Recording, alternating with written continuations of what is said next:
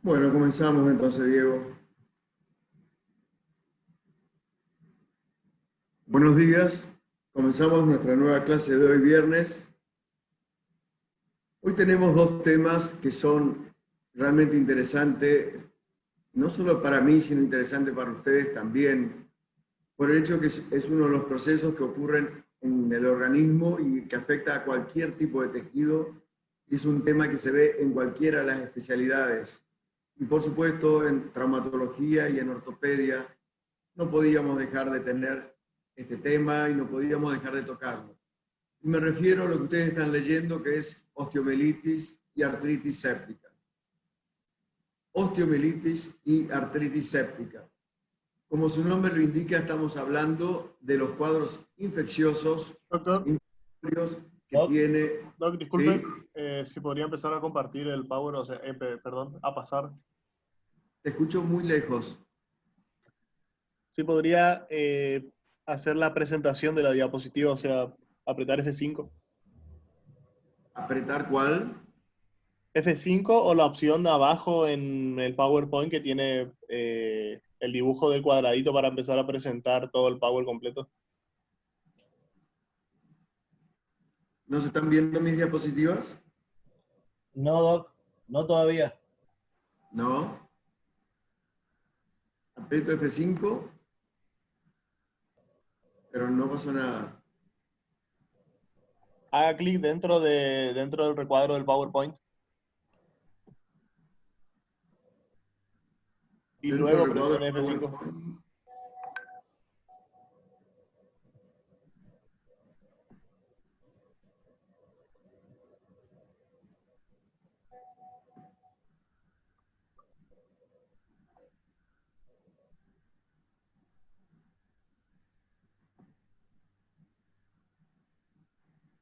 ¿Se ve la pantalla ahí o no? Diego. No, Doc, no todavía. No. ¿No? No. Me sale está compartiendo pantalla, ¿vos sabés? Sí, eso sí está bien. Ahora tiene que poner el Power en presentación. Pongo en presentación desde el principio. Exacto. Ahí está. Ahí está, perfecto, Doc. ¿Ahí lo ven? Ahí Sí, estamos. doctor. Y ahí avanza. Sí, perfecto, Doc. Sí, perfecto, Doc. Ahí salió la segunda diapositiva. La que dice definición. Perfecto. Comenzamos. Ahí sí estamos ubicados. Sí, Doc. Bueno, gracias. Gracias. Comienzo entonces. Al no tener, ahora sí están viendo el inicio del slide, ¿no? Del PowerPoint. Diego. ¿Cómo dijo, Doc? Están Sí, se ve, viendo el doctor. inicio del... Se ve. Perfecto. ¿Se ve? Gracias. Sí, perfecto. Bien. Comenzamos entonces, y vuelvo a repetir con el tema de hoy, que es osteomielitis y artritis séptica. Como el nombre lo indica, es la afectación o es la infección que toma a nuestra especialidad, es decir, la infección que pueda tomar al hueso, a lo que nos referimos como osteomielitis, o a las articulaciones, que es a lo que nos referimos dándole el nombre de artritis séptica. Entonces, como definición, la osteomielitis es la inflamación del hueso provocado por un agente infeccioso. Entonces, comenzaremos con de los dos temas, osteomielitis y artritis séptica, empezamos a hablar de la osteomielitis. Repito, la osteomielitis es la inflamación del hueso provocado por un agente infeccioso. Es decir, que un germen entra al hueso y produce la inflamación con todo lo que eso puede conllevar. Como sabemos, una inflamación o una infección puede tener distintos procesos, distintas formas de presentarse, distintas evoluciones, y todo eso se aplica al hueso. Por lo cual, esta osteomielitis podrá ser una lesión localizada en una parte del hueso, en un pequeño sector del hueso. Recuerden que al hueso en su extremo lo llamamos epífisis, en la parte intermedia llamamos metáfisis y el medio lo llamamos diáfisis. Puede tomar una epífisis, una metáfisis, la diáfisis, o puede ser un proceso que tome generalizadamente a todo el hueso. La clasificación de la osteomielitis dependerá de 3 circunstancias. Según la duración, puede ser aguda, que es menos de 3 semanas, subaguda, entre 2 semanas y 4 semanas, o crónica, cuando la infección ya dura más de 4 semanas. Es decir, hablemos ya y traslademos el nombre de osteomielitis a la infección del hueso. Por lo tanto, vuelvo a repetirle el concepto de que la clasificación siempre nos va a guiar de alguna forma en qué vamos a hacer o ante qué cuadro estamos presentes. Es decir, que la osteomielitis podrá ser aguda cuando aparece y todo el cuadro se manifiesta y toda la sintomatología y signología aparece en menos de 2 semanas. Cuando es más de 2 semanas será subaguda y cuando es más de 4 semanas será crónica. Eso nos está hablando de que el hueso tiene la característica de tener una duración muy variable. Podrá ser agudo como podrá ser crónico. Y la crónica, lamentablemente, ponemos más de 4 semanas, pero no ponemos el final, porque la crónica nosotros sabemos cuándo empieza, pero lamentablemente en la osteomielitis no sabemos cuándo termina. Según el mecanismo, la osteomielitis podrá ser por vía hematógena, es decir, el germen se focaliza y se asienta en el hueso por vía sanguínea. Eso puede ocurrir, es decir, el paciente no tiene ningún tipo de antecedente y aparece con el cuadro clínico de una osteomielitis, o el otro mecanismo es por vía exógena. En vía exógena significa que hubo un elemento externo que produjo la infección. En general, eso está relacionado o con una fractura expuesta o con un elemento o algo que conectó el exterior con el hueso. Llámese fractura expuesta, llámese cirugía, llámese herida, llámese operaciones cercanas. Es decir, son mecanismos exógenos que focalizaron a los gérmenes en el hueso. Y según la respuesta, es decir, según lo que produzca o no esa infección, podrá ser, como está escrito acá, piógena o no piógena. Es decir, esa es la clasificación que dependerá de acuerdo a su duración, a su mecanismo y a su respuesta. Recuerden entonces, de las 3, lo más importante, y que es pregunta de examen, es en la clasificación cómo está.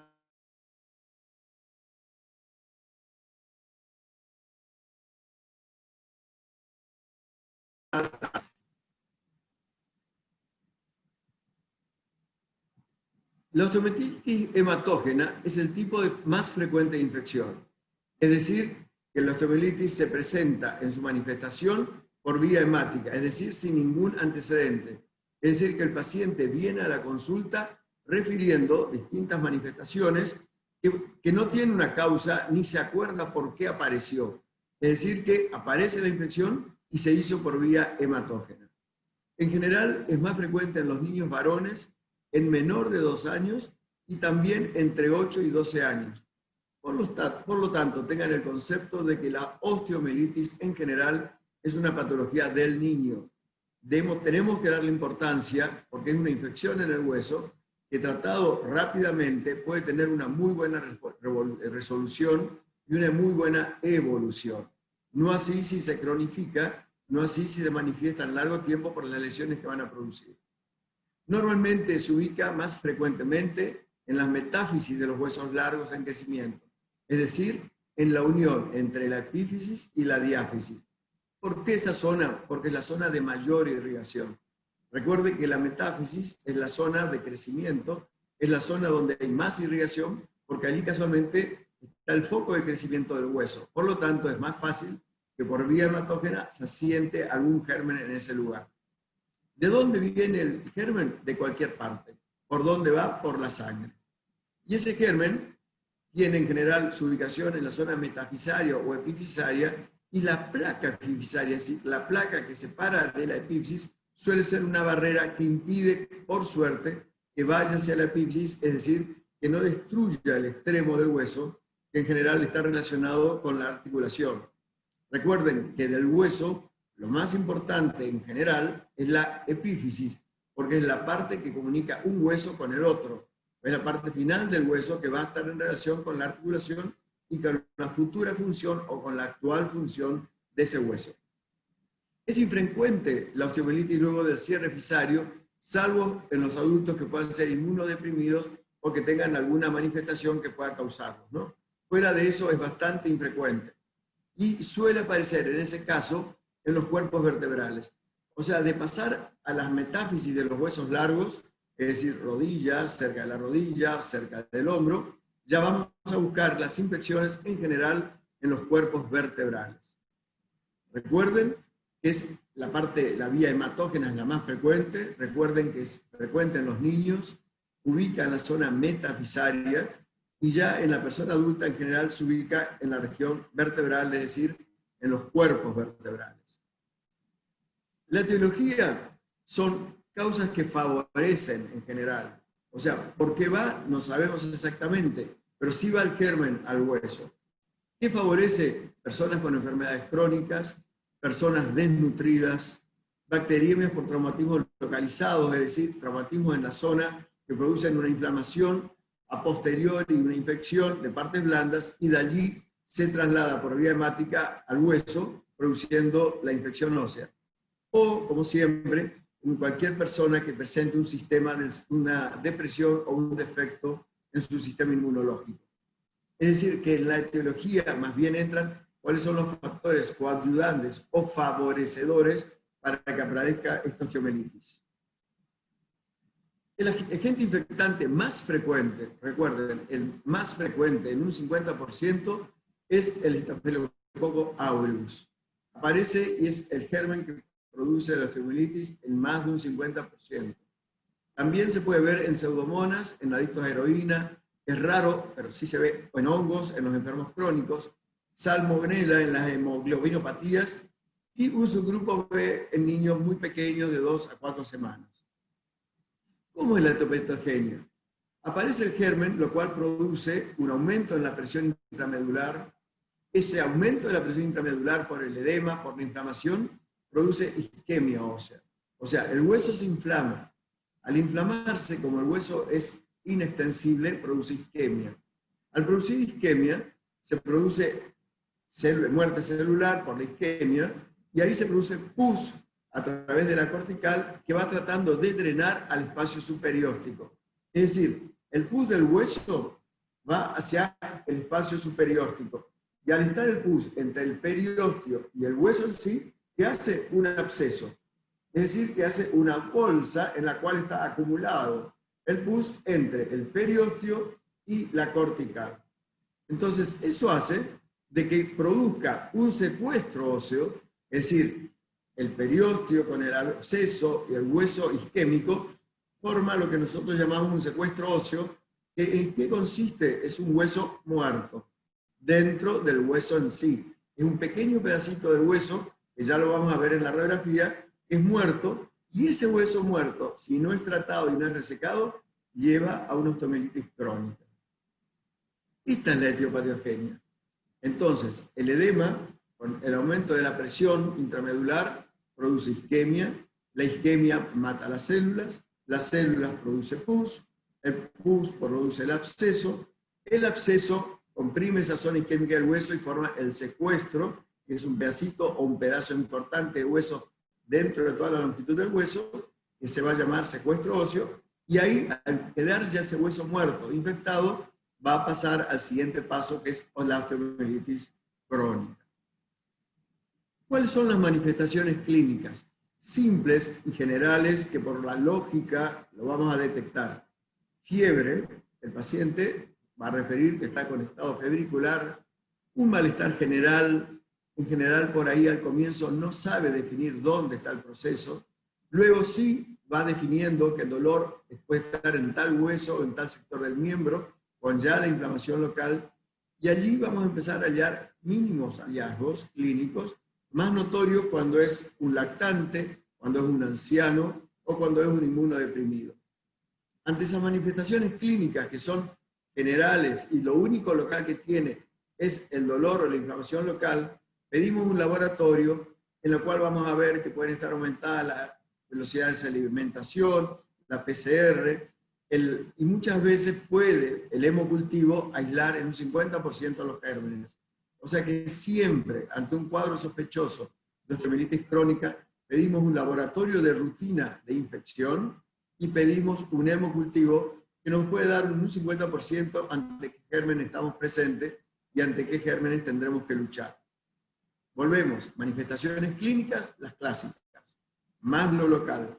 Y laboratorio siempre pidan, y eso va para todas las especialidades, no se olviden, un laboratorio genérico, sospechando una infección, con recuento globular, eritrosegmentación, PCR, y un hemocultivo para ver si ya hay algún germen circulando dentro de la sangre del paciente. Segundo elemento, después de la manifestación clínica pedimos radiografías. ¿Y acá con qué nos encontramos? Que al comienzo, como está escrito en la filmina, hasta las 2 semanas en general es negativo. Es decir, que en las 2 primeras semanas, que son fundamentales y trascendentales, probablemente no vamos a encontrar nada en la radiografía. Por lo tanto, nos tendremos que basar en la clínica y en el hemocultivo. Y probablemente podamos empezar a hacer ya un tratamiento empírico, salvo que tengamos un lugar definido, se puede hacer una punción, cultivar lo que se punza y ya tener también, además del hemocultivo, un germen por punción. Es decir, que el primer tiempo va a ser la radiografía negativa y va a haber una tumefacción de partes blandas. La segunda va a haber un secuestro, y ahí vemos en la radiografía que hay una necrosis ósea, fíjense, se ve la imagen negra, con osteopenia circundante, van a ver esta osteopenia, y por ahí imágenes radiodensas. Son imágenes que van a hacernos sospechar que hay una lesión.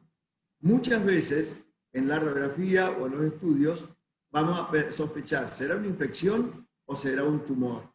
Por lo tanto, tenemos que hacer la diferenciación clínicamente de si es, y también por biopsia o punción, si es una radiografía, con una lesión que puede ser una lesión de infección o una lesión de tumores.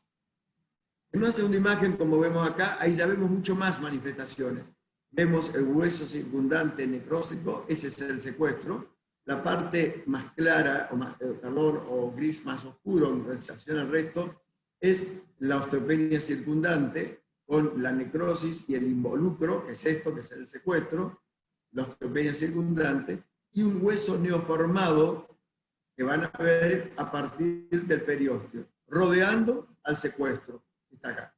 Secuestro, osteopenia circundante, periósteo neoformado y diferentes cavidades. Todo esto, toda esta manifestación, acá ven en una posición de frente, acá ven en el perfil, muchas veces ya en un periodo subcrónico o crónico parte en la última etapa, que es la fístula, en la cual esto se fistuliza y hace una manifestación o un trayecto en partes blandas por el cual va a haber una secreción purulenta o la manifestación de esa infección. Ahí ya hemos pasado de la osteomielitis aguda a la subaguda y estamos entrando probablemente en la crónica. No es lo ideal porque tratar toda esta lesión implica entrar, agredir, resecar y muchas veces quedarnos sin este tejido óseo que ha tenido, como dice acá, una necrosis ósea, una necrosis ósea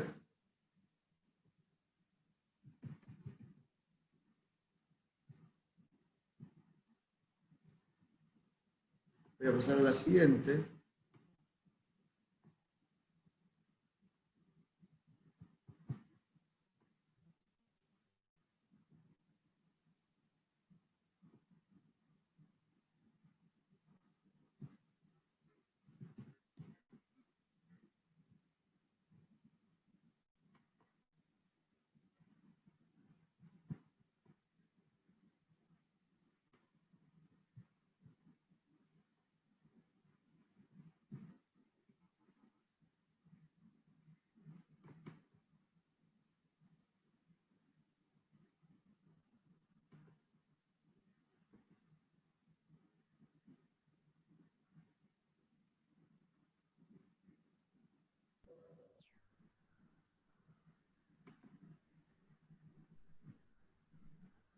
Doc, Sí.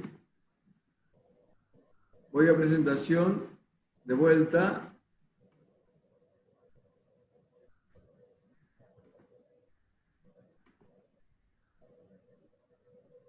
Se me trancó en el tamaño grande. Sí. Apriete escape, Doc. Gracias. Gracias. Ahí está. Entonces, hemos visto cómo nos manifestamos clínicamente. Gracias. Entonces, vimos que tenemos las manifestaciones clínicas, los estudios radiográficos, y pasamos después a la cámara gamma. Recuerden que cámara gamma es el estudio contrastado en el cual se inyecta tecnesio para fijarse en todo el tejido óseo y nos va a dar la hipercaptación en los lugares afectados. Estas son cámaras gamma de distintos pacientes y vemos en esta cómo está la captación a nivel del fémur, vemos en esta cómo está la captación en los cuerpos vertebrales en la imagen del medio y en la de la derecha vemos también en un cuerpo vertebral. Realmente es útil la cámara gamma y la cámara gamma nos va a estar dando el concepto de que estamos ante una imagen de un cuadro infeccioso o de un cuadro de hiperemia que está correlacionado con esa infección. Y ahí venimos para aspirar, hacemos la aspiración de la región ósea directamente en busca de un líquido o material purulento.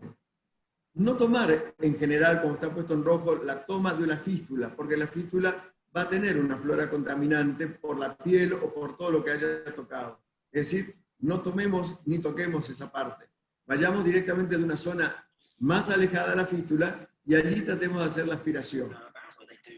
Vamos a sacar un líquido material purulento, el cual va a ser enviado a un estudio GRAM, al cultivo y al antibiograma.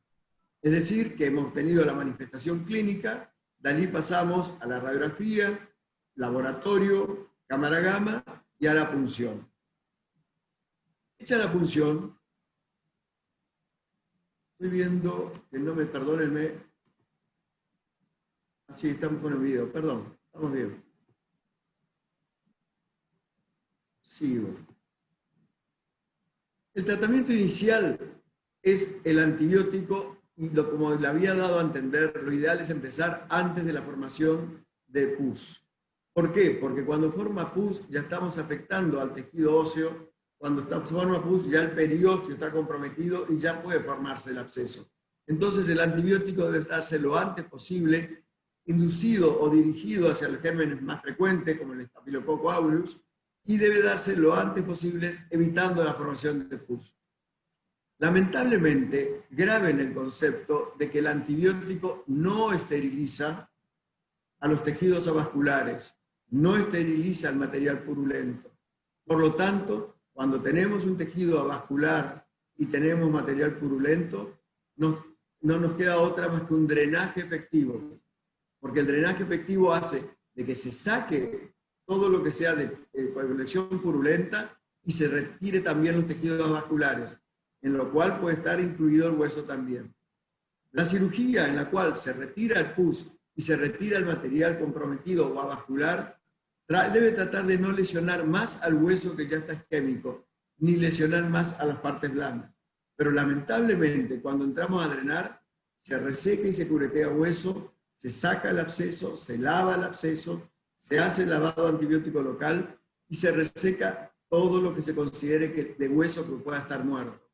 De eso nos lleva a una conclusión, que esa cirugía entra a limpiar y muchas veces deja cavidades que son una preocupación de cómo llenarlas. Cavidades que estaban ocupadas por tejido muerto o por los famosos secuestros. Entonces, y luego de toda esta estrategia quirúrgica, que es el tratamiento quirúrgico inicial, seguirá con el tratamiento posterior a la cirugía. Los criterios de tratamiento. Eso es muy importante y grábenlo como concepto, y eso es uno de los temas de esta clase que quiero que quede muy notorio. Un proceso de inflamación sin formación de absceso, el tratamiento es antibiótico. Sin formación de absceso, el tratamiento es antibiótico. Cuando tenemos secuestro, pasamos al drenaje quirúrgico con inmovilización del miembro afectado, con una férula, y se hará una PCR cada 2 o 3 días de seguimiento para ver cómo responde el antibiótico y cómo responde el estado general. Ojo, y es muy importante, que se debe descomprimir la zona metafisaria antes de que se forme el absceso subperióstico. ¿Por qué? Porque si la zona metafisaria está comprometida, se va a desvascularizar, se va a necrosar y eso va a afectar en el niño. Recuerden que eso en general, esta osteomielitis se ve en niños, va a afectar el crecimiento y va a dejar un hueso deforme, más corto y con una funcionalidad muy alterada. Por lo tanto, nuestra preocupación es tratar lo antes posible con antibióticos, drenar en lo posible sin lesionar la zona metafisaria, porque es el kit del crecimiento del hueso desde el punto de vista epifisario y desde el punto de vista de su longitud. La otra forma de osteomielitis es la hematógena subaguda, que es la que se presenta en forma más insidiosa y, como les dije, se presenta en una duración de 2 a 4 semanas. Es una aparición más insidiosa y no tiene manifestaciones tan graves. Representa el 35% de las osteomielitis. Es un curso indolente porque aumenta la resistencia al huésped, hay poca virulencia bacteriana, es decir, que estamos con poca capacidad o datos para saber qué germen es, y la administración se hará en general antes de la aparición de síntomas. Por lo tanto, estamos haciendo siempre administración en lo posible antibiótica, si es que tenemos alguna función de algo que nos guíe, o si no vamos a hacer un antibiótico de amplio espectro o antibióticos guiados a los gérmenes más comunes, en forma empírica para frenar esa posible osteomielitis que va a pasar de aguda a subaguda o irá a crónica. La hematógena subaguda va a tener una temperatura elevada o normal, es decir, que ya no hablamos de fiebre. El dolor va a ser leve o moderado, no va a haber una molestia tan notoria como en la aguda. El laboratorio sí va a tener una eritrina aumentada, pero en un 50% de los casos. Y muchas veces va a estar también negativa. La radiografía y la gammagrafía va a dar positiva, sobre todo la gammagrafía. Es decir, que siempre ante la sospecha de un cuadro inflamatorio o infeccioso, una gammagrafía. La hematógena subaguda, el diagnóstico de certeza va a ser solamente la biopsia abierta y el cultivo. Siempre el diagnóstico de certeza será el cultivo. Y los gérmenes más frecuentes, vuelvo a repetir, será el Staphylococcus aureus o el Staphylococcus epidermidis. Y el tratamiento será la biopsia abierta con el legrado, limpieza, cureteado de esa lesión que vemos acá en la radiografía, más el antibiótico. Es decir, que la osteomielitis aguda, repito, el tratamiento quizás sea únicamente antibiótico. Es lo ideal, porque con el antibiótico el proceso se puede llegar a revertir en un 100% sin ninguna lesión. La subaguda ya estamos agrediendo. Estamos haciendo una biopsia abierta, que significa, para ver de cultivo y hacer un antibiograma, limpieza, legrado y obviamente también el antibiótico. Ya lamentablemente se agrede el hueso y ese hueso va a quedar debilitado. Acá vemos una zona metafisaria, como está ubicado la zona del absceso y un involucro en una metáfisis de la rodilla en un niño. La osteomielitis crónica, que es la tercera forma de presentación, ya es la infección en la cual existe un hueso muerto, infectado, rodeado ¿de qué?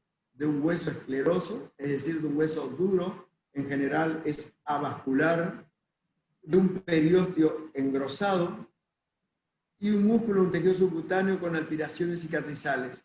Es decir, que acá la infección ya mató un sector de hueso, ya produjo algo de tejido periférico escleroso, avascular, engrosado y con afectación de partes blandas, es decir, músculos y tejidos que ya están alterados. Y graben esto que está subrayado. Lamentablemente es difícil erradicar totalmente. Por lo tanto, en este caso, en una osteomielitis crónica, usamos el concepto de que sabemos cuando empezamos con la osteomielitis crónica, pero nunca sabemos cuándo va a terminar. O sea que entramos al paciente y cuando lo recibimos y confirmamos de que está con una osteomielitis crónica por sus manifestaciones locales, óseas y el tiempo de duración, debemos de estar preparados y el paciente debe saber que eso puede llevar meses, años y hasta toda la vida. Por lo cual, quiero hacer un paréntesis acá, y está relacionado con esta clase. Sepan que el hueso, el tejido óseo, es uno de los tejidos, si no es el tejido que peor se defiende. Peor se defiende.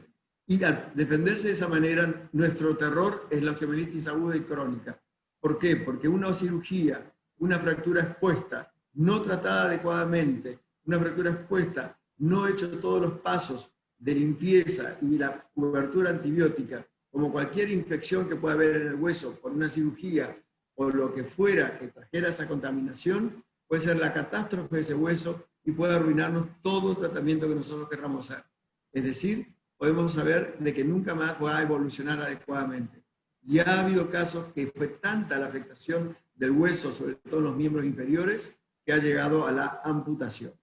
Es decir, sean sumamente respetuosos con el hueso, sean sumamente cuidadosos en la asepsia cuando están con un hueso expuesto o con un hueso infectado, y sumamente respetuosos el día de mañana si están participando de alguna cirugía ósea desde el punto de vista de la asepsia y de los cuidados quirúrgicos como para mantenerse al máximo en un campo y en un ambiente estéril. La osteomielitis crónica generalmente cede los síntomas sistémicos, es decir, el paciente ya no tiene más ni fiebre, en general no tiene decaimiento, el laboratorio puede estar o no algo notorio, pueden haber glóbulos blancos elevados, no es un laboratorio importante, pero puede haber dentro de esa cronicidad momentos de exacerbaciones agudas, intermitentemente, pero lo lamentable es que va a haber uno o más focos de huesos que van a contener material purulento, tejido de granulación infectado, secuestro, y muy frecuentemente empiezan a aparecer sobreinfecciones, es decir, gérmenes agregados. Eso significa que comenzó con un Staphylococcus epidermidis o Staphylococcus aureus y termina con una sobreinfección y una contaminación pluribacteriana. Eso va complicando aún más la famosa osteomielitis y la famosa osteomielitis crónica por la sobreinfección. La osteomielitis crónica, en el examen físico, tenemos que mirar, primero de todo, la integridad de piel y de partes blandas. ¿Cuánto afectó? Muchas veces puede originarse que solamente tengamos una fístula y que las partes blandas estén bastante aceptables. Eso es bueno porque podemos resecar la fístula, tenemos un buen tejido alrededor y actuamos sobre el hueso secuestrado, sobre el hueso muerto, y tenemos una parte blanda que puede cubrir y mantener la protección al resto del hueso. Valorar cuánto de estabilidad ósea tiene, de acuerdo a cuánto tejido óseo comprometió, y valorar también el estado neurovascular. Como les decía, el laboratorio en general es inespecífico y no refleja la real gravedad de la infección local. La gravedad de la infección es local. En general no es una infección general, y en general por una osteomielitis crónica el paciente no va a tener un óbito o no va a llevar a una septicemia. No así una osteomielitis aguda, no así una artritis. O sea, recuerden de que la artritis sí puede llevar, o una osteomielitis aguda puede llevar a una septicemia. Y lo grave es que en la radiografía aparece la destrucción cortical y la reacción perióstica. Entonces, el diagnóstico va a ser una fistulografía que es de gran utilidad para planificar cuánto existe de fístula y hasta dónde llega. La certeza va a ser la biopsia, cultivo de antibiograma. La TAC va a ser útil para identificar los secuestros y la resonancia magnética va a ser para valorar las partes blandas en cuánto está comprometido, cuánto están los anillos de definido de la intensidad alrededor del foco y cuánto hay de enfermedad activa para poder resecar. Es decir, que los elementos de ayuda en el diagnóstico de la osteomielitis crónica son la fistulografía, la tomografía, la resonancia y tomar de todo eso cultivo y antibiograma. La osteomielitis crónica no se puede erradicar sin tratamiento quirúrgico. Sepan que la osteomielitis crónica siempre implica un tratamiento quirúrgico para resecar el tejido óseo. Y eso incluirá la secuestrectomía y la resección del hueso y tejidos y partes blandas infectados y todas las cicatrices que existan. El antibiótico será endovenoso, quizás por 6 semanas. La inmovilización será de acuerdo al tiempo que consideremos. Y luego de la cavidad que esté ya limpia y se haya sacado los tejidos muertos, empezaremos a hacer el relleno de los defectos óseos y la cobertura con tejidos blandos. El relleno con tejidos óseos son distintas formas que se dan por injertos locales, por injerto triturado de esponjosas y muchas veces con partes blandas que se hacen a través de pedículos llevados a la distancia, injertos pediculados con su tejido vascular, y de esa manera se cubre a la parte lesionada para dar una buena vitalidad. Fíjense, esta fue una osteomelitis crónica en la cual llevó ya a una anquilosis de rodilla, es decir, fíjense, al inicio la gran lesión, se hizo la limpieza, quedó ya la rodilla anquilosada y destruida, y fíjense que esto se llenó con un injerto a lo Papineau, que consiste en tejido esponjoso que está triturado, pisado, y se va colocando en forma compactada en la cavidad, a ir rellenándolo, y acá ven cómo se rellenó, y la cobertura a 13 años. 13 años después, o sea que estamos hablando de una larga duración. Este es otro caso de una gran infección de la tibia, lugar muy frecuente por los accidentes de tránsito. Fíjense la pérdida que ha tenido de todo esta parte distal de la tibia. No hay peroné, acá hay exposición de hueso, exposición de peroné. Lamentablemente, cuando el paciente viene con este cuadro de osteomelitis crónica, todo esto hay que resecar, peroné, tibia, queda todo este espacio sin tejido óseo, se colocará una movilización, que acá se ve algo de las marcas, que son tutores externos, y una vez que se ve que este tejido está adecuado y limpio, se cubrirá con un injerto de partes blandas, que en general es un injerto de transposición de la zona de gemelos, se lleva de atrás para adelante pediculado. Allí viene la asociación con cirugía plástica y cirugía vascular, en la cual se hacen injertos pediculados, que ya es una acción interdisciplinaria para cubrir primero todo esto, y una vez que tenemos cubierta la parte blanda, pensamos en un segundo, tercero, cuarto tiempo, qué injerto óseo pondremos para poder hacer que se una los dos extremos de hueso que han estado comprometidos.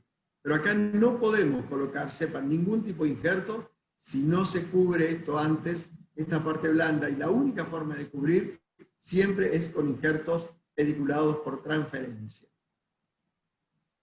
Otro caso de una osteomelitis de calcáneo, fíjense la destrucción que ha hecho, la lesión de partes blandas, y como comprenderán es una zona en la cual tarda muchísimo en hacer el cierre, algunas veces es un cierre por segunda, y otra vez a través de injertos pediculados. Otra gran lesión de tibia, miren el gran compromiso de partes blandas y de tejido óseo.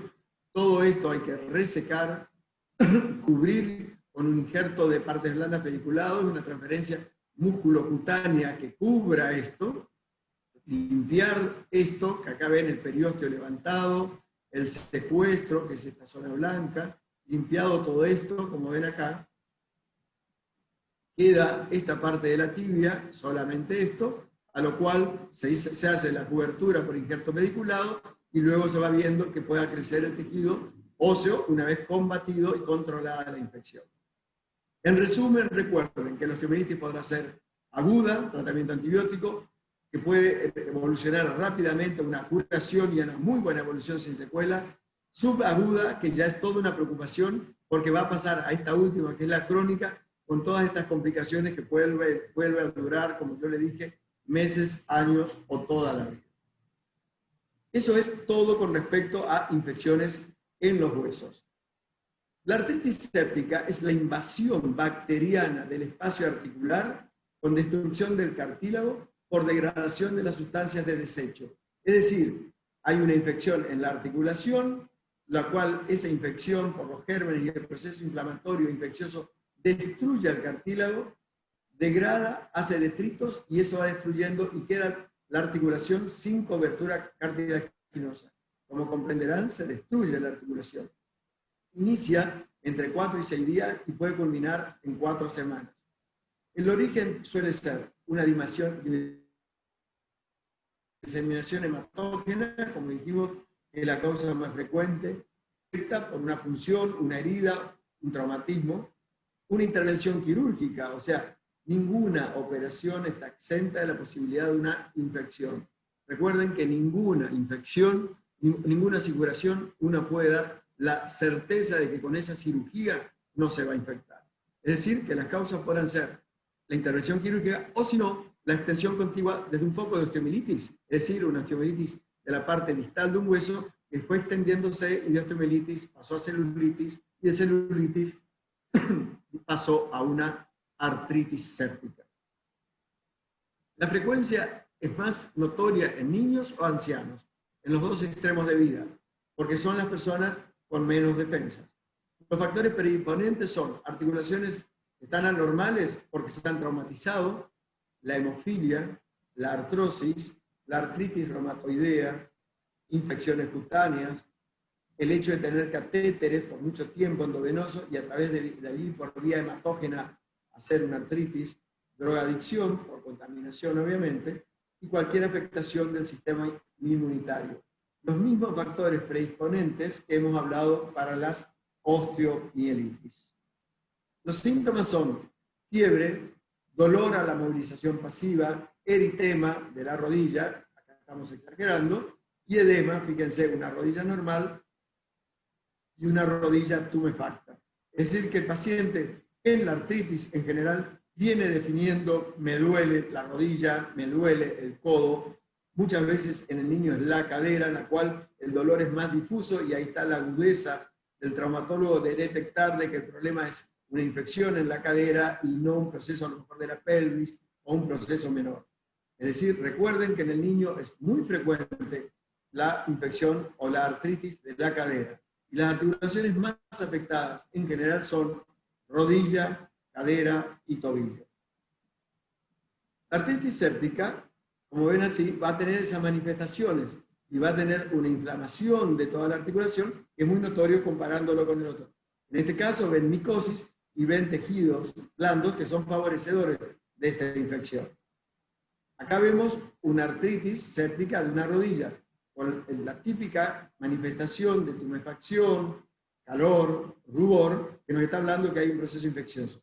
¿Qué se hace inmediatamente allí? Una punción para tratar de detectar el líquido, ¿no es cierto? Y ver qué pasa. Y la etiopatogenia, vuelvo a repetirles, puede ser la diseminación hematógena, la inoculación directa o la contigüidad.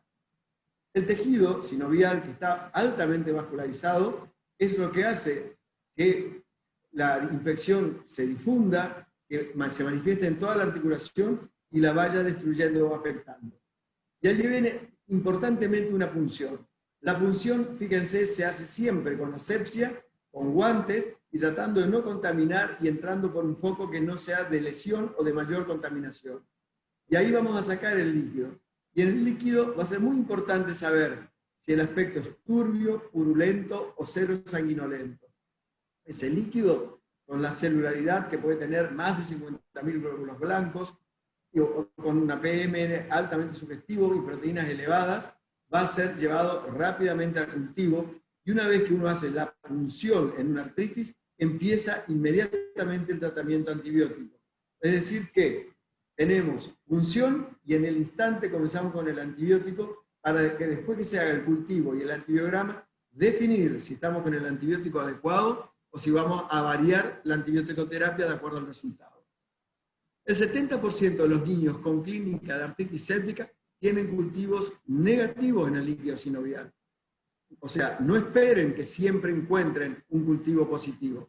Así todo, cuando tienen una clínica de artritis séptica, se hace el tratamiento antibiótico. Y el diagnóstico diferencial debemos hacer en las artritis con infecciones generales, con artritis inducida por otras etiologías, gota, fosfatocálcicos, por un traumatismo simple sin cuadro infeccioso, una hemartrosis que pueda deberse a una hemofilia o anemia de células falciformes, síndromes periarticulares como una bursitis o tendinitis, que es la inflamación simple de una bursa o un tendón pero sin ningún germen, un quiste de Baker, que es un quiste que existe en el hueco popliteo con líquido sinovial, totalmente aséptico. No confundir una artritis con una trombosis venosa profunda o averiguar y pensar si no existe algún cuerpo extraño que el paciente no les está refiriendo. Esos son los diagnósticos diferenciales. Pero ante la duda de todos estos diagnósticos diferenciales, hagan antibiótico-terapia en forma empírica hasta descartar para no dejar que avance la artritis y se transforme en una artritis sumamente destructiva. Dentro de las primeras 48 horas, el tratamiento debe ser intenso. El daño es por la acción directa de la bacteria y de los metabolitos que largan la bacteria. Y recuerden que una vez dañado el cartílago ya no se regenera. Y al no regenerarse, se produce la destrucción articular y va a producir la artrosis.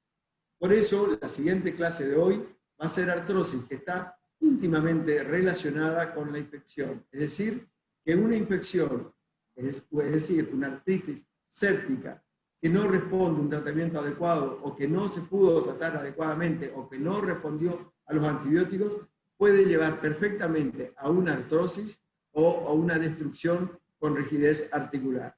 Por lo tanto, teman siempre a una artritis y piensen siempre que la artritis que están teniendo delante de ustedes puede ser una artritis séptica infecciosa y no una artritis inespecífica o metabólica.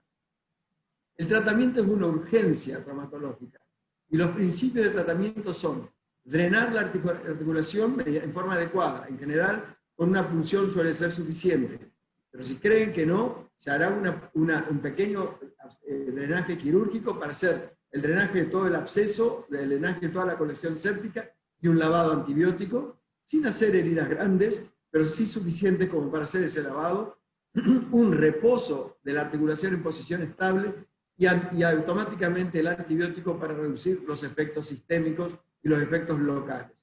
Vuelvo a repetir y están colorados. Es una urgencia traumatológica la artritis séptica. El tratamiento será con un tratamiento inicial de antibiótico empírico hasta obtener resultados de cultivo antibiograma, excepto en la artritis gonocócica, que pueden tratarse con eficacia con antibióticos y se drenar todas las otras artritis infecciosas. Y vuelvo a repetir, los drenajes podrán ser por artrocentesis, que es la punción, por artroscopía, que es el sistema que usamos con mínima invasión, que son trócares de 2 a 3 a 5 milímetros, o directamente abierto, guiándonos siempre por un laboratorio en el cual vamos a ver la eritrosedimentación y la PCR en su seguimiento para ver cómo va evolucionando. Recuerden que, vuelvo a insistir, tratamiento, artrocentesis, toma para hacer hemocultivo, antibiótico empírico, muchas veces endovenoso la primera semana y vía oral hasta completar las 3 a 6 semanas en total, ir adecuando la antibiótico-terapia según los hallazgos microbiológicos, lavado articular y una vez que la articulación va mejorando y se va controlando, iniciar la movilización precoz. Como conclusión, por favor, recuerden, la artritis es una urgencia traumatológica. El diagnóstico y el tratamiento debe ser precoz. La artrocentesis debe ser inmediato, antes de comenzar el tratamiento, y hay que seguir muy de cerca la evolución del antibiótico, es decir, citarlo al paciente cada 2 o 3 días para hacer un diagnóstico muy cercano para evitar la secuela que es la destrucción articular.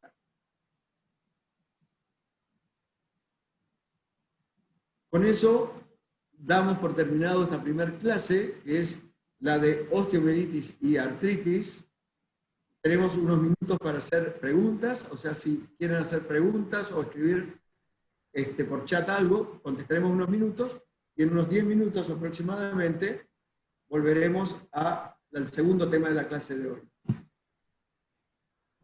Chicos, ahí tienen habilitado el micrófono para hablar con el doctor. Perdón. ¿Sí? Sí, Doc, ahí habilité el micrófono para que puedan preguntarle. Sí, cómo no. ¿Qué tal, doctor? Buen día, ¿cómo le va? Buen Yo día. quería hacer una pregunta. Y bueno, no sé si realmente lo trató mucho en la clase, pero quería saber qué consideraciones se debería tener para aquellas infecciones quirúrgicas por el tema de lo que es... Sinceramente te escucho un poco bajo, o sea, si pudieras acercar el micrófono, no sé cómo escuchar a los compañeros, pero me gustaría escucharte quizás, mejor. Doc, ¿se me escuche mejor? Algo mejor, algo mejor. No, bueno, mi pregunta Ahora iba... sí. Mi pregunta iba a saber qué consideraciones se tiene que tener al, para el tratamiento al sospechar una infección quirúrgica, digamos, si tiene el mismo manejo más allá de, digamos, que una osteomelitis, no, digamos, no proveniente de ese ámbito, Esa digamos. es una buena pregunta. O sea, si tu pregunta significa cómo nos protegemos quirúrgicamente a una infección cuando estamos haciendo un tratamiento quirúrgico, si tu pregunta puntualmente es esa, está considerado, en este momento existen dos escuelas mundiales. Una, cuando consideran que la asepsia es tan perfecta y el ambiente quirúrgico es tan perfecto, se arriesgan a no ser antibiótico-terapia. La escuela más frecuente, mundialmente aceptada, es hacer una antibiótico-terapia de 24 horas. Personalmente, y en un medio como Corrientes, en el cual consideraremos un medio intermedio, o sea, no estamos en Nueva York ni en lugares donde hay flujo laminar o totalmente una asepsia garantizada en los ambientes quirúrgicos, en los cuales uno puede jugarse a algo más arriesgado. Consideramos hacer siempre la antibiótico-terapia pre, intra y postoperatoria en un tiempo mínimo de 24 a 48 horas. Pasado ese tiempo, se suspende el antibiótico y se hacen los controles por consultorio o por lo que fuera, pero ya no se hace más antibiótico terapia. Si en el acto quirúrgico existe algo que nos haga sospechar de que pudo haber habido una contaminación por lo que fuera, se extiende el tiempo de antibiótico. ¿Respondido? Sí, Doc, muchísimas gracias. ¿Sí? Otra pregunta, por favor. Si hay. Doc, buenos días. Le quería consultar qué antibióticos se utilizan generalmente. Normalmente se usa mucho la cefalosporina primera generación.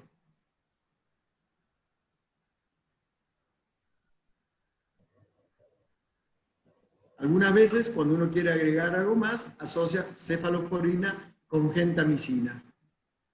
Pero ahí ya es cuando uno quiere buscar una cobertura mayor. Normalmente con cefalosporina es suficiente. ¿Otra pregunta? Gracias, Doc. De nada.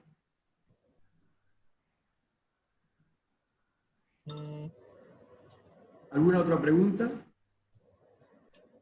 Ahí yo insisto, solamente no pregunto, sino vuelvo a insistir y no me canso de decirles esto porque quizás no lo vuelvan a escuchar en el transcurso de sus profesiones, pero recuerden de que el tejido óseo y la articulación se defiende sumamente mal. Por lo tanto, respeten los ambientes quirúrgicos traumatológicos. No son salas de quirófanos donde se entra y se sale con cualquier facilidad o con cualquier permisividad. En general los traumatólogos somos muy estrictos porque tenemos terror a que se nos infecten nuestras operaciones. Tenemos terror a que se arruinen nuestros tratamientos. Por lo tanto, ante la duda de una infección o de una contaminación en el accionar de ustedes, indiquen antibióticos, no se callen, y si están en un quirófano y ustedes inconscientemente o involuntariamente han contaminado el campo quirúrgico, díganlo, hablen y prevean, porque el hueso y la articulación se defiende sumamente mal. Bueno, si no hay ninguna otra pregunta, hacemos una pausita de 5 minutos y nos encontramos entre 5 y 7 minutos, por favor. ¿Sí? Sí, doctor, ni un problema. Perfecto. Toma un vasito de agua.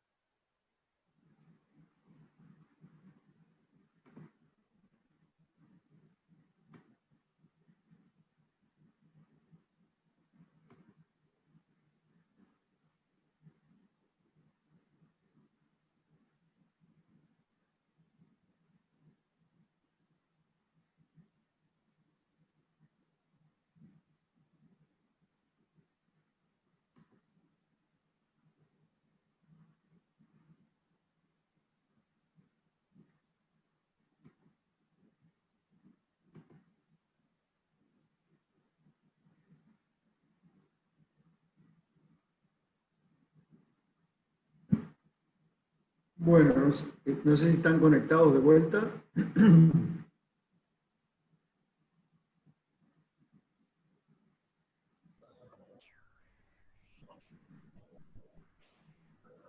Podemos anunciar, Diego, que comenzamos la segunda clase. ¿Puede ser? Sí, Doc, ni un problema. Estamos a... Cuando usted disponga, arranque. Bueno. Perfecto. Bueno, nuestro segundo tema de hoy es artrosis y artroplastía. Son palabras que van a escuchar ustedes en el transcurso de su profesión y muchos de ustedes seguramente saben lo que es una artrosis y también saben lo que es una artroplastía. Otros no. Y para eso está esta clase, para que sepan el concepto exacto de qué es una artrosis y qué es una artroplastía. Muchas veces en el consultorio me preguntan los pacientes, doctor, ¿qué tengo, artritis o artrosis? Primer confusión. Yo querría, si estuviéramos presentes, me hubiera gustado saber, o como suele hacerles levantar la mano y preguntarles cuántos saben la diferencia entre artritis y artrosis, o qué tienen en común una artritis y una artrosis. Pero bueno, usemos esta parte virtual y tratemos de participar todos. La artrosis es la destrucción de una articulación. Es decir, es el desgaste de una articulación. Es lo mismo que decir articulación gastada, articulación vieja, articulación no funcionante. Por lo tanto, la artrosis va a ser una articulación que al estar de esa manera no va a funcionar adecuadamente y siempre en el 99% va a doler y va a traer cada vez una mayor limitación funcional. Es decir, la artrosis es el desgaste o el envejecimiento prematuro o no tan prematuro de una articulación. La artritis es la inflamación y la inflamación de la articulación podrá ser específica, como vimos recién, artritis séptica, o inespecífica, una artritis gotosa, una artritis reumática, en la cual no hay gérmenes. Una artritis, es decir, una inflamación de la articulación, no quiere decir que va a llevar a una artrosis. Y una artritis no quiere decir que es artrosis. Es decir, un paciente puede tener una artrosis, un desgaste y una destrucción de su articulación sin haber tenido nunca una artritis.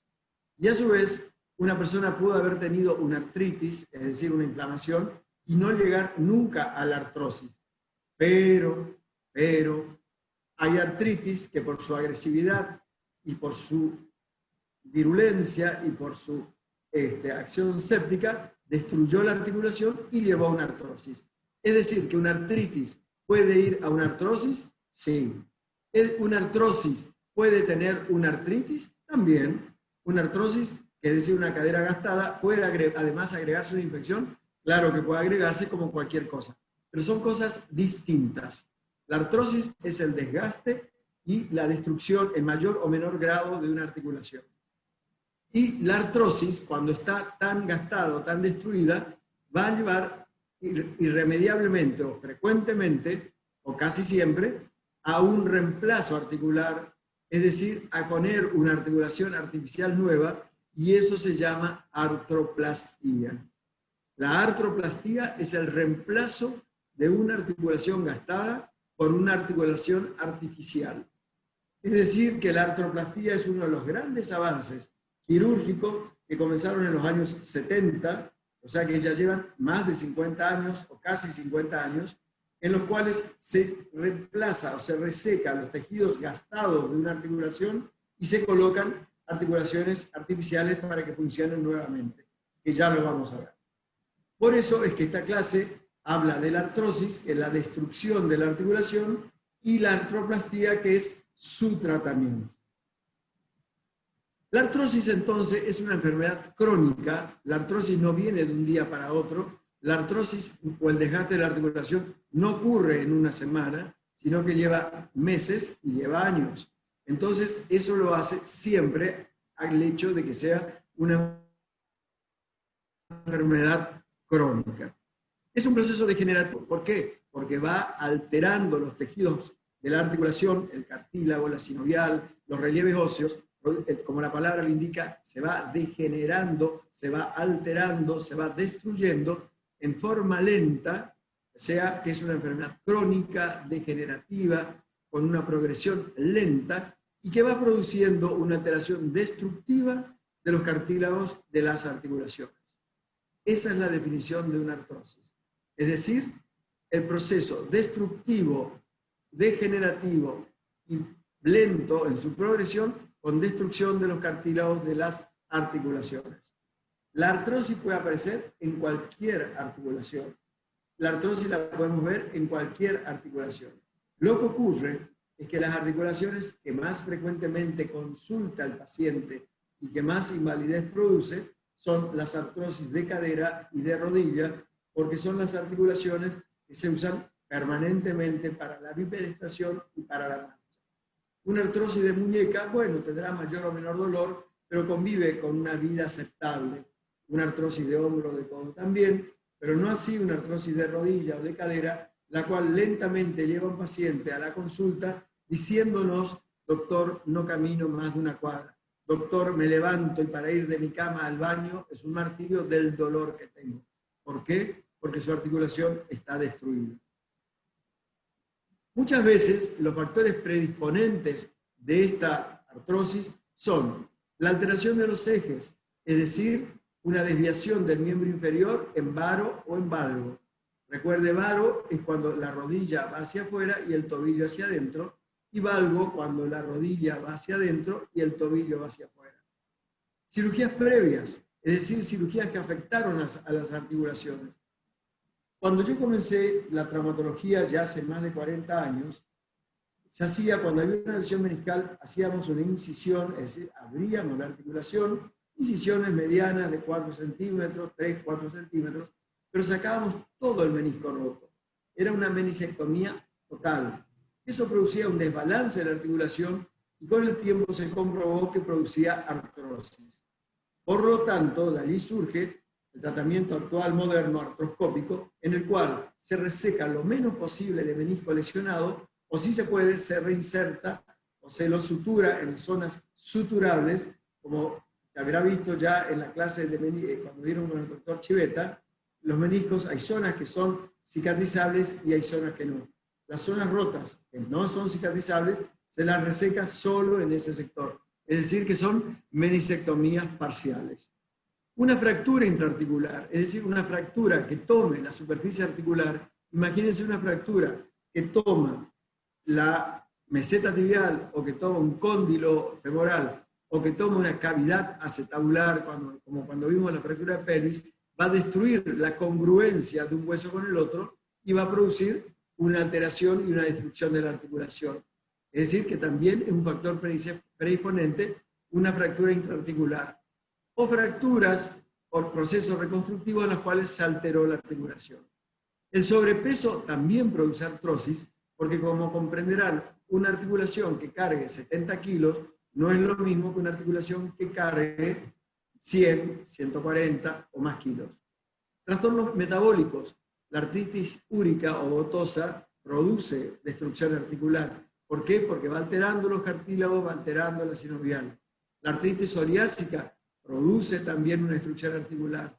La artritis reumatoidea, que es una enfermedad inmunológica, también destruye la articulación. ¿Por qué? Porque lesiona el cartílago y va produciendo esa alteración de la congruencia articular.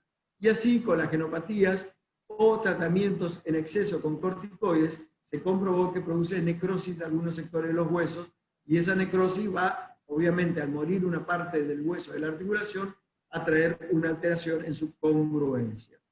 Factores predisponentes, entonces, alteración de los ejes, cirugías previas que alteren la articulación o la superficie articular, sobrepeso o patologías metabólicas o inmunológicas que destruyan la articulación en forma progresiva. Los síntomas son dolor, el cual va a ser progresivo. El paciente no tiene un intenso dolor de entrada. El dolor se va acrecentando, el dolor va limitando y el dolor en general lleva meses o años en transformarse en un dolor insostenible. Disminución de la movilidad articular, por lógica, la flexoextensión va a ir limitándose, la rotación de la cadera va a ir limitándose, lo que va a ir llevando a una relativa rigidez o una total rigidez. Van a haber crujidos articulares por esas articulaciones irregulares y van a haber alteraciones del eje propios de esas articulaciones que están destruidas o alteradas. Acá ven un típico genuvaro, varo bilateral del lado izquierdo, mucho más, en el cual ven que del lado interno, aquí, está toda la carga. Por lo tanto, esto va a tener, vamos a ver después en una radiografía, un gran desgaste de la parte interna de la rodilla y un no desgaste de la parte externa. Por lo supuesto, esto va a necesitar, si la articulación está mantenida, antes de llegar a una artrosis notoria, el enderezamiento del miembro. Son cirugías correctivas en el eje. Pero si ya está destruida, el que enderecemos no va a lograr nada porque la articulación ya va a estar destruida y allí vamos a tener que en la cirugía enderezar y colocar una prótesis. Los exámenes complementarios obviamente son muy útiles para confirmar lo que estamos sospechando. ¿Y qué exámenes complementarios hacemos? Como siempre, lo que necesitamos siempre en traumatología, radiografías. Y las radiografías, recuerden que el par en general en todos lados es frente y perfil. Hay algunas posiciones diferentes para cada región, que eso lo van a ir viendo cuando pidan algo específico.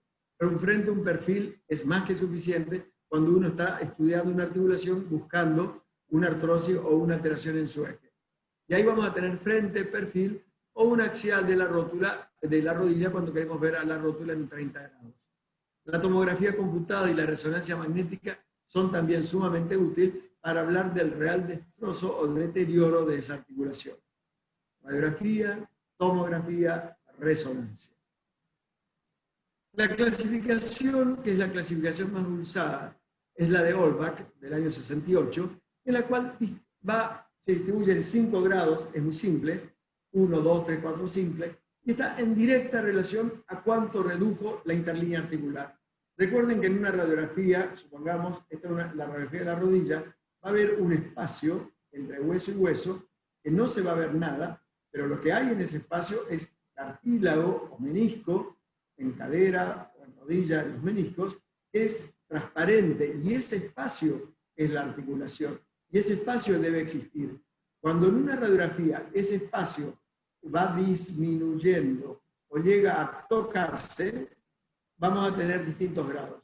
Y ahí vemos que el grado 1 es una reducción mínima, casi no notoria de la interlínea, que nos vamos a dar cuenta por una radiografía comparativa contralateral.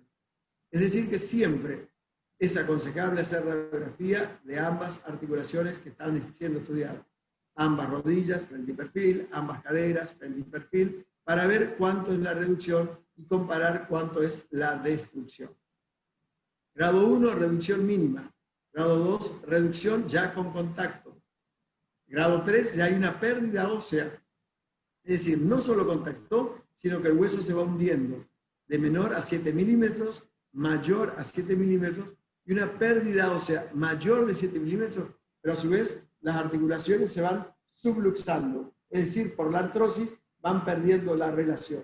No solo el hueso disminuyó en su altura, sino que también perdió la relación en el eje de la articulación. Esos son los 5 grados, de acuerdo a la reducción y de acuerdo al grado 5 a la reducción mayor de 7 milímetros y pérdida de su relación, es decir, una subluxación. Acá vemos, fíjense, una cadera nivelada y de pie. Miren la cadera izquierda, que es la que le estoy marcando el círculo con la flecha. Con el cursor vemos la cabeza femoral, claramente, la cavidad acetabular, y fíjense que entre la cavidad acetabular y la cabeza femoral estaremos teniendo 2, 3 o 4 milímetros, de acuerdo al tamaño de la radiografía. Esta es una cadera normal. Miren, la cabeza cubierta, ¿no es cierto?, por la cavidad acetabular, termina la cabeza, termina la cavidad acetabular. Cadera normal. Comparemos con el otro lado. Deformidad de la cabeza, interlínea casi tocándose, acá habrá 1 milímetro, es decir, que está aplanada, contacto y pérdida del espacio interarticular, y una notoria y clara subluxación. Más de la mitad de la cabeza está fuera de la cavidad acetabular, fuera de la cavidad acetabular. Es decir, que acá estamos ya ante un grado 5 de Albrecht en la articulación. Y acá, fíjense, ya ni siquiera se ve la interlínea articular, está más o menos dibujada lo que hubiera sido con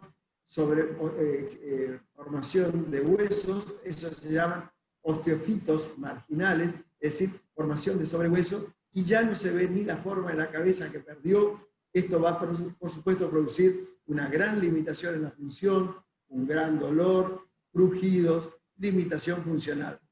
Cadera normal, cadera artrósica subluxada y cadera totalmente destruida.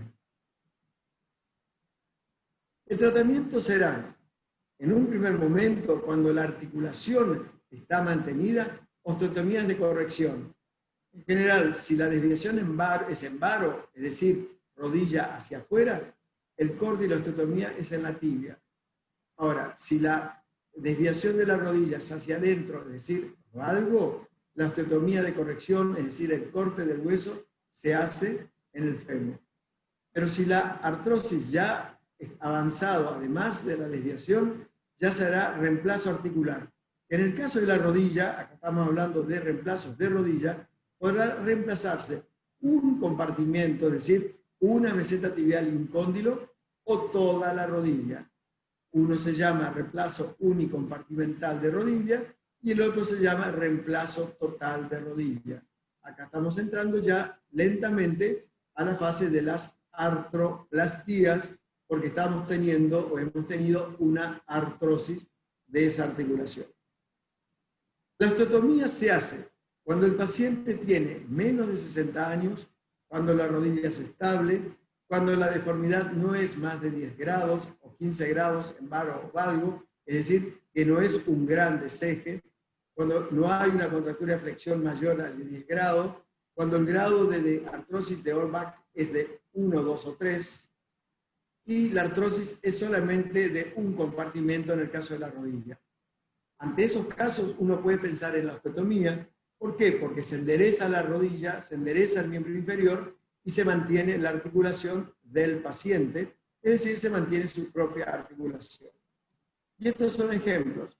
Acá se hace el corte de la tibia, acá vemos la radiografía del corte, y se colocó la placa y se llevó, esta era una rodilla que estaba en varo, es decir, inclinado la rodilla hacia afuera y el tobillo hacia adentro, se cortó la tibia, se abrió una cuña que es este espacio y se llevó el tobillo y el pie hacia afuera, lo que se logró enderezar el eje.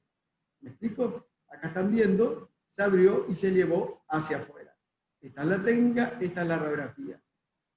Esta es la técnica, acá ven lo mismo, en este caso se saca este pedazo y se coloca una placa, un clavo placa, esto es una osteosíntesis, es la placa y el clavo metido dentro de la tibia para unir donde estuvo el corte que enderezó. Esta es una osteotomía en la cual se abre, es decir, es una osteotomía en la cual uno está abriendo la articulación. Y esta es una sustracción. Se saca un pedazo de hueso para llevar a la corrección.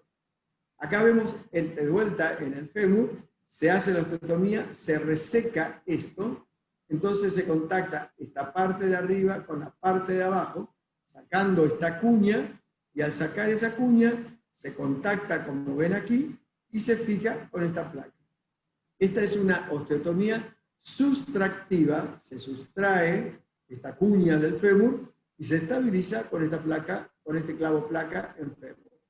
Es decir, en general esto se hace para los genuvalgos, en el cual se lleva al varo al miembro inferior, y esto se hace en los genuvaros para llevar al valgo al miembro inferior.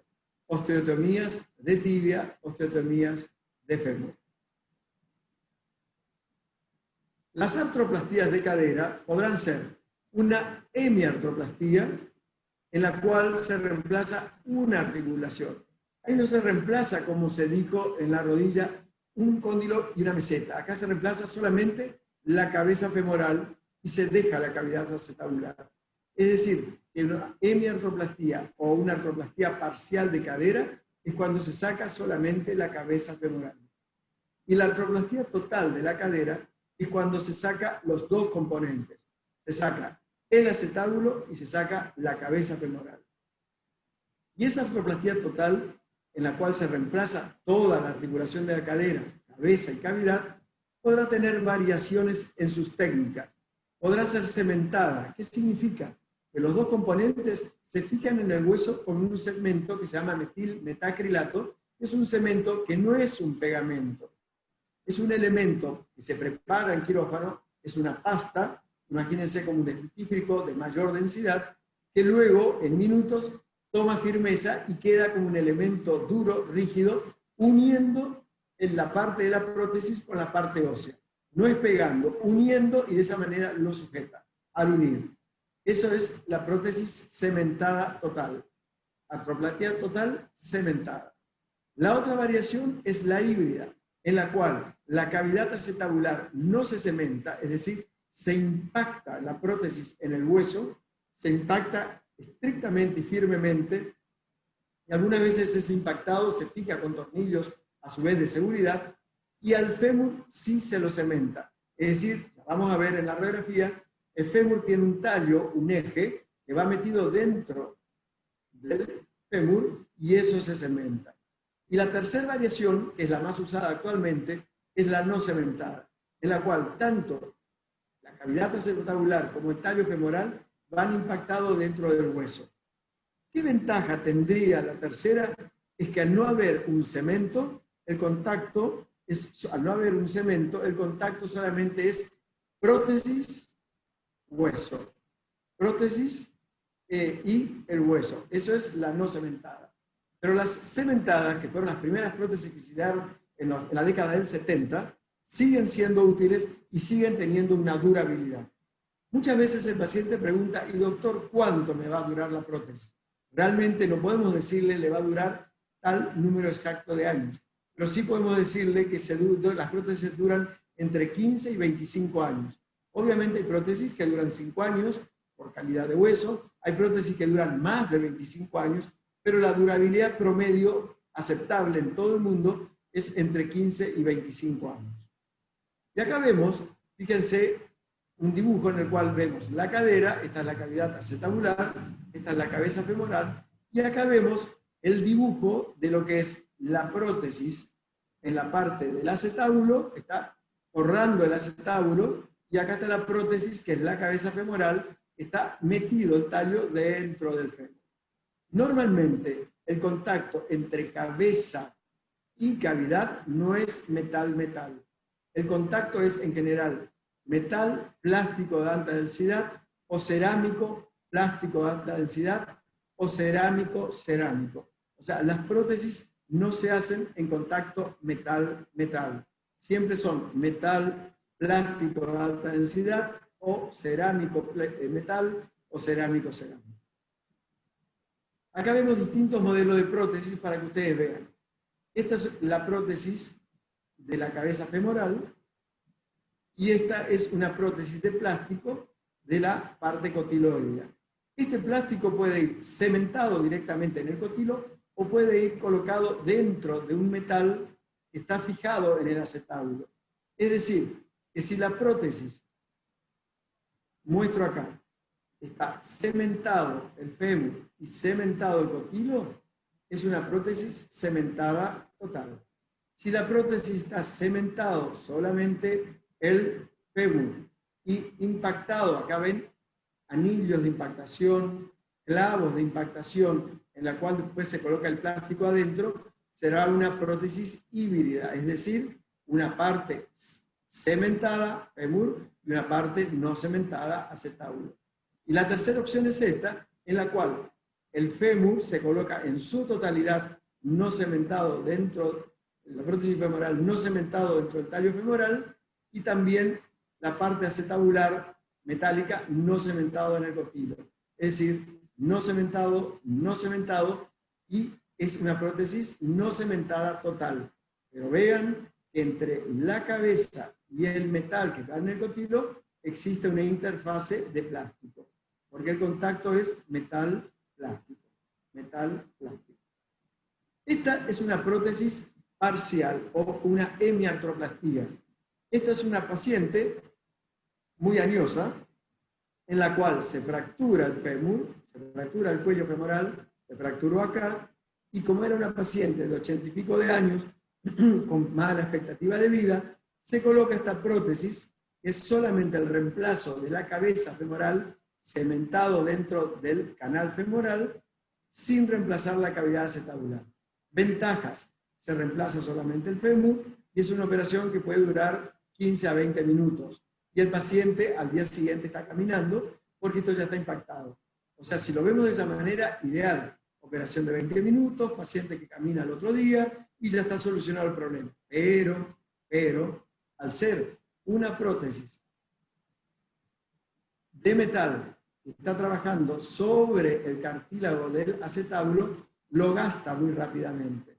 Es decir, que este metal gasta muy rápidamente al cartílago del acetábulo y no es una prótesis que tenga una durabilidad de más de 5 a 10 años. Por lo tanto, se pone en pacientes en los cuales uno ya piensa que la expectativa de vida no es más de 5 a 10 años. Por lo tanto, se usa poco y se usa solamente en ese tipo de pacientes. Nunca en un paciente de buena calidad, nunca en un paciente de 60, 70 años o de 80 años que tenga buena calidad de vida, en lo cual ya pasamos a la prótesis total. Esta es la prótesis total de cadera cementada. Acá ven transparentemente la parte del acetábulo, que se ve transparente porque es un plástico, y tiene ese anillo que está puesto a propósito para ubicar y darnos cuenta de dónde está el acetábulo con esta nube blanca que les voy marcando, que es el cemento. Este cemento siempre se ve porque tiene elementos radio opacos para darnos cuenta dónde está el cemento, y este es el cemento que fijó a la prótesis cotiloidea de plástico. Y esta es la prótesis femoral con esto blanco que ven acá y que ven al final, todo esto, es el cemento de esta prótesis, que es una prótesis total de cadera cementada. Esta es una prótesis total de cadera cementada en ambos componentes, cotiloides y componente femoral. En todas estas prótesis, normalmente y modernamente, el paciente se sienta al día siguiente y está empezando a dar sus primeros pasos con andador entre las 48 y las 72 horas, que ya suele ser el alta. Y acá vemos distintos tipos de prótesis. Acá vemos una paciente añosa con una prótesis parcial, una hemiartroplastía de las dos caderas. Se rompió una prótesis, se rompió otra prótesis. Acá vemos un paciente con una prótesis bilateral de cadera, cementada de los dos lados. Cementado el cotilo, cementado el fémur. Cementado el cotilo, cementado el fémur. Acá vemos una prótesis híbrida, es decir, no cementado el cotilo y cementado, acá ven el cemento, el fémur. Prótesis parcial, prótesis no cementada total, prótesis total híbrida, cementado el fémur y no cementado la cavidad acetabular. Y acá vemos una prótesis no cementada bilateral. No está cementado ni la cavidad acetabular ni cementada la parte femoral. Esta prótesis está considerada cuando la calidad del hueso lo permite y la fijación de ambos componentes, el componente acetabular y el componente femoral, sea adecuado, como ven acá, que puede ser una prótesis de mucho más durabilidad y una prótesis que puede llegar a superar los 20 o 25 años. Por lo tanto, se intenta y se coloque siempre que se pueda prótesis no cementadas totales en pacientes de actividad de vida plena en su actividad o en pacientes jóvenes. Antes, las prótesis se hacían solamente en pacientes de 60 o 65 años pensando que le va a durar 15 o 20 años y ya se va a morir. Actualmente cambió en los últimos años, hace ya bastante, el concepto totalmente.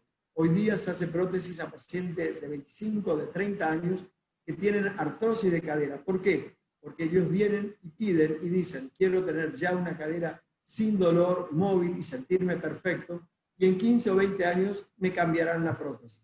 ¿Por qué? Porque las complicaciones que tiene este tipo de operaciones son el aflojamiento, la ruptura de la prótesis, ¿no es cierto? la luxación, es decir, que la cabeza se sale de la cavidad por una caída, por un movimiento brusco. Son complicaciones que el paciente sabe, que se les enseña a evitar y que de última, si ocurre, se hará una nueva cirugía, se hará una reartroplastía y se volverá a armar la cadera.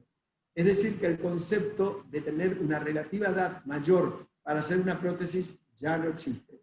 Hoy día las prótesis articulares se hacen de acuerdo al deterioro de la articulación y no a la edad del paciente.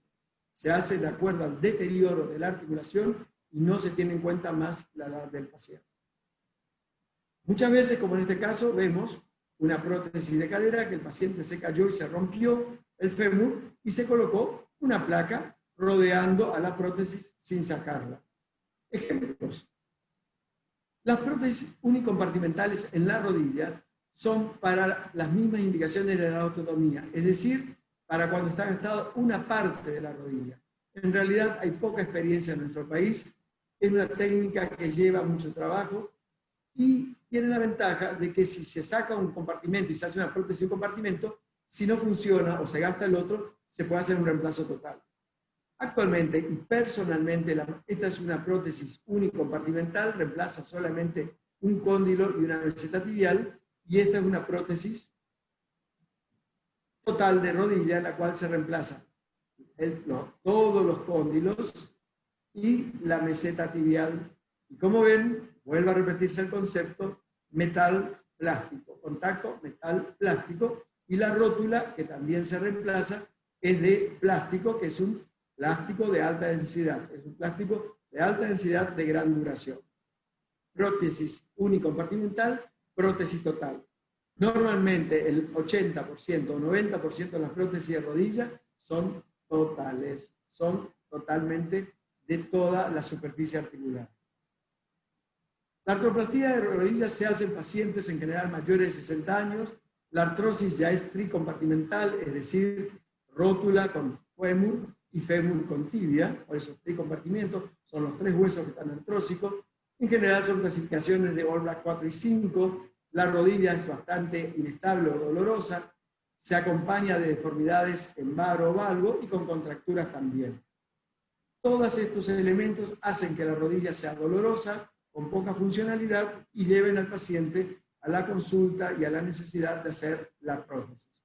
Y acá vemos, fíjense, este es un All Black 5, desaparición de la interlínea articular, total irregularidad de la superficie articular, deseje, fíjense que acá hay un varo, está inclinado el tobillo hacia adentro, la rodilla está subluxada, fíjense, acá terminó el cóndilo femoral externo y acá está la meseta tibial, es decir que es un típico All Black 5 que llevó a esta artrosis de rodilla por genuvaro, a esta artroplastía total en la cual se enderezó la rodilla, se cambió la superficie articular, este es el cóndilo, que se ve así porque recuerden que es de metal, esta es la parte de la tibia, esta es la zona metálica, y en este espacio que se ve en color oscuro está todo el componente de plástico, que es la interposición entre el metal del cóndilo femoral y el metal de la base de la meseta tibial.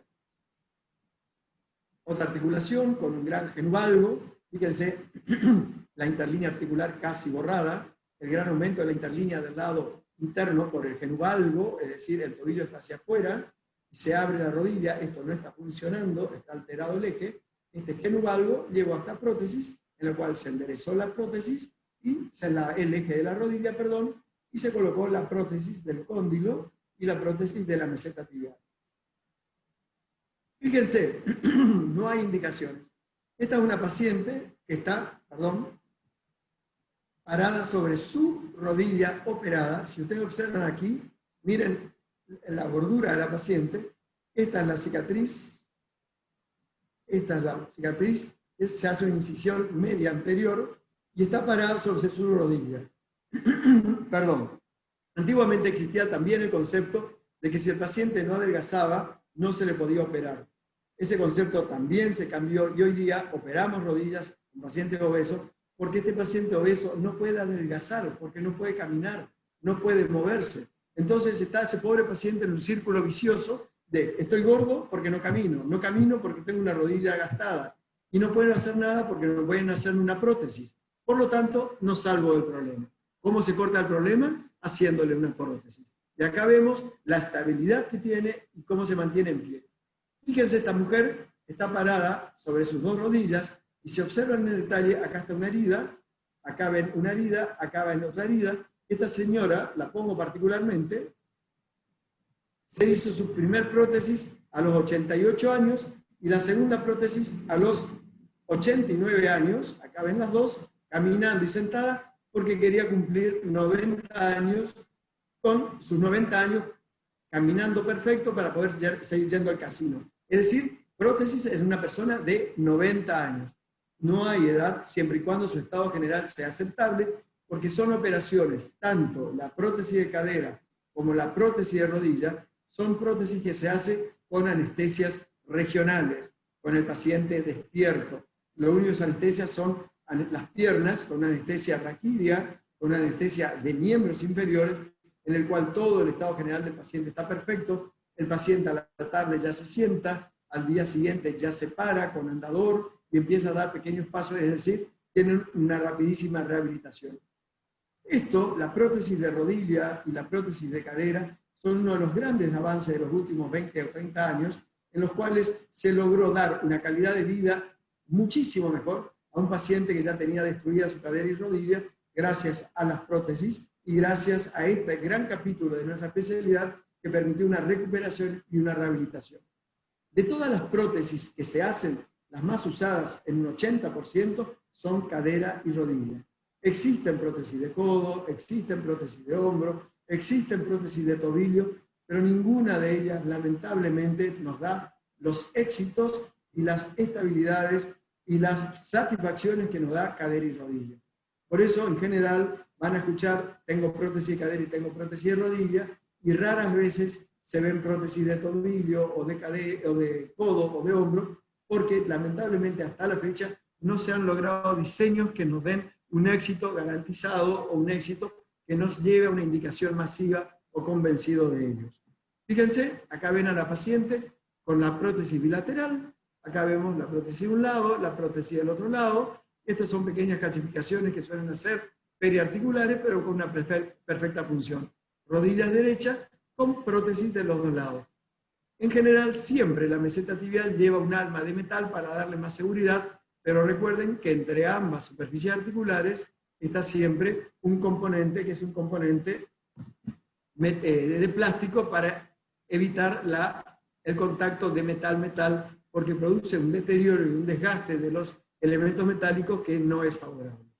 Entonces, eso es lo que es artroplastía. Es decir, artroplastía es el reemplazo de una articulación por superficies artificiales que sacan la superficie gastada colocando superficies nuevas, que en general son de metal, de plástico o de cerámico, en cadera y rodilla, permitiendo una excelente funcionalidad, que es una consecuencia de tratamiento en íntima relación con la primera parte de esta clase, es la artrosis. Con esto damos finalizado este segundo tema, que es un poquitito más corto, porque ya son las 9 menos 10, menos cuarto, para poder hacer algunas preguntas, si ustedes quieren hacérmelas, por favor. ¿Está abierto? Sí, la posibilidad de las doctor. preguntas. Sí, ya está abierto el micrófono.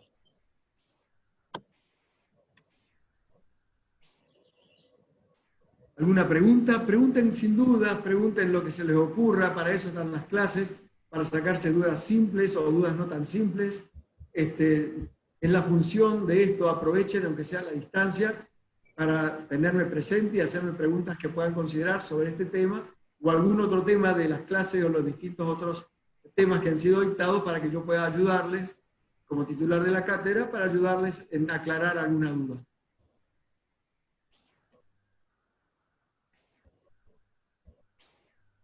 Hola doctor, buen día. Buen Soy día. Leonardo. Una consulta, un paciente que se opera por un reemplazo total de cadera, más o menos al cuánto tiempo ya puede estar caminando, moviéndose, cuánto tiempo tarda aproximadamente, digamos, en complicaciones, digamos, El puede juego irse a... operatorio de un reemplazo de cadera depende mucho. La clasificación de Altbach, perdón, leí un chat, discúlpenme. Sí, se utiliza para todo tipo de articulación. La clasificación de artrosis. La pregunta tuya depende, en primer lugar, de la edad y del estado físico del paciente. Si la prótesis la haces a una persona de 50, 60, no es lo mismo que si haces una prótesis a una persona de 80, 90. ¿Me explico? Si tenemos en cuenta de que el paciente en cualquiera de esas edades está en buen estado general, el postoperatorio es el siguiente. Llega el día de la operación a la internación. Normalmente, en lo posible, se interna ese mismo día. Se evita ya las internaciones previas. Se opera ese mismo día. Es al día siguiente, o sea, a las 24 horas, ya se sienta al borde de la cama y a las 48 horas ya se para y empieza a dar sus pasos. Y está entre 48 horas y 72 horas internado. ¿Para qué? Para dejarle el drenaje que pueda tener, se dejan en general hemosuctores para que no quede ningún coágulo, se retira a las 24 horas, para hacerle antibiótico que se hace entre 24 y 48 horas, o sea que el paciente, si queremos exagerar un poquitito, estará 72 horas más o menos y ya se va a su casa caminando en forma progresiva. O sea que el paciente, después de una prótesis, camina en forma progresiva. ¿Cómo? En general, con un andador, después pasará a un trípode, después pasará a un bastón y después a nada. Si el paciente es muy añoso y prefiere tener un bastón por seguridad, como esa señora de 90 años, que en su casa camina sin nada y en la calle prefiere un bastón, que me parece perfecto, porque un bastón es un signo de alarma ante la gente que la rodea, para que no la choque, para que le den el lugar, está perfecto. Pero repito, el tiempo del postoperatorio de internación y de inicio de la marcha son de 72 horas, más o menos. Gracias, doctor. Doctor, le consulto, ¿este tipo de prótesis generalmente son cubridas por la obra social? Siempre son cubiertas por las obras sociales. O sea, está incluida la prótesis como un elemento de tratamiento necesario e imprescindible. Lo que sí ocurre, como ustedes comprenderán, es que, y eso es un concepto que ténganlo también como médico generalista, que así como existen autos que pueden ser un auto de una marca simple, no quiero dar marca porque, pero seamos realistas, así como puede haber una marca pues, que puede ser un Volkswagen, que tiene distintos modelos de calidad, y existen marcas de autos que pueden ser BMW, Mercedes, Porsche, Ferrari o Lamborghini, realmente también existen más o menos esas variabilidades dentro de las prótesis. Existen prótesis que son prótesis tirando a Mercedes-Benz o BMW o algo así. Y las obras sociales normalmente reconocen prótesis de calidades normales. Pero ¿qué respuesta doy yo personalmente al paciente? Si usted anda perfectamente en un Volkswagen, en un Peugeot, en un Fiat, en un Renault, va a andar perfectamente con esta prótesis, que son prótesis nacionales o prótesis de un costo que muchas veces es un tercio o menos que esas otras. O sea, no tengan el concepto de que porque le colocan una prótesis nacional o una prótesis de las menos caras, son malas prótesis. Allí está, sinceramente, la seriedad del médico de decir y revisar las prótesis. Que no todas las prótesis son iguales, es cierto. Que hay prótesis de mejor calidad, es cierto. Y que hay prótesis que uno, como cirujano, prefiere no colocarlas, y en ese caso yo personalmente digo, esta marca no la coloco, digo y escribo en la historia clínica, y la obra social cubre la marca que considero con el fundamento que voy dando, que no tengo ningún problema y que un cirujano no debe tener ningún problema en decir esta prótesis no me resulta adecuada o no me da los resultados adecuados. Pero tengan la tranquilidad de que todas las obras sociales, por suerte, cubren las prótesis. Muchas gracias, Doc. ¿Otra pregunta?